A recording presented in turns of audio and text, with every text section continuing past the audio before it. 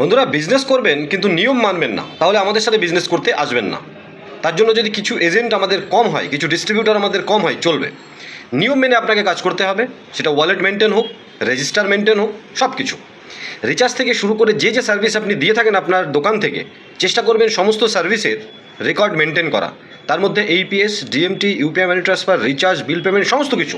এটা আপনার দায়িত্ব। আপনি ব্যাংকে যখন কোনো কাজ করতে যান, কোনো ফর্ম ফিল আপ ছাড়া, কোনো ডিজিটাল ফুটপ্রিন্ট ছাড়া, কোনো সিগনেচার ছাড়া কোনো কাজ ব্যাংক কিন্তু আপনাকে করে দেয় না। আপনি সাইবার ক্যাফে সিএসপি চালাচ্ছেন, এইপিএস সিএসপি চালাচ্ছেন, মানে ব্যাংকের একটা পার্ট হয়ে কাজ করছেন। রিচার্জের নাম্বারটা প্রয়োজনে আপনি কাস্টমারের দিয়ে লিখিয়ে নেবেন। একটা নাম্বারও যদি ভুল হয়ে যায়, কোনো টাকা রিফান্ড হবে না। ইউপিআই ওয়ালেট যদি ব্যবহার করতে হয়, ক্যাশ উইথড্রল হোক বা পেমেন্ট, আপনাকে ওয়ালেটে টাকা একটা মেনটেন করতে হবে লিমিট হিসাবে। বন্ধুরা, এইপিএস করতে হলে আপনাকে নিয়ম মেনে কাজ করতে হবে। কাস্টমারের ডিটেলস তো আপনাকে রাখতেই হবে, এবং কাস্টমারকে বলে রাখতে হবে যে 5,000-এর উপরে যদি ট্রানজ্যাকশান করতে হয়, আধার লিঙ্ক মোবাইল নাম্বার আপনাকে নিয়ে আসতে হবে, কারণ ওটিপি আসবে, এবং সেটা কাস্টমারের সুরক্ষার জন্য। এটা আপনাকে আস্তে আস্তে বোঝাতে হবে কাস্টমারকে।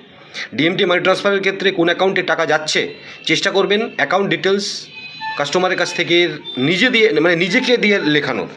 আর আপনিও যদি লেখেন, খুব সঠিকভাবে লিখবেন। নামটা আসার পরে নামটা চেক করিয়ে নেবেন। ইউপিআইয়ের ক্ষেত্রেও ঠিক তাই। ইউপিআই ভেরিফাই চার্জ আমরা নিই না, কিন্তু আমাদের 3 টাকা 54 চার্জ কাটে। এবং ইউপিআই ভেরিফাই নামটা আসার পরে কাস্টমারের কাছ থেকে কিন্তু নামটা চেক করিয়ে নেবেন যে ঠিক নামে যাচ্ছে কিনা।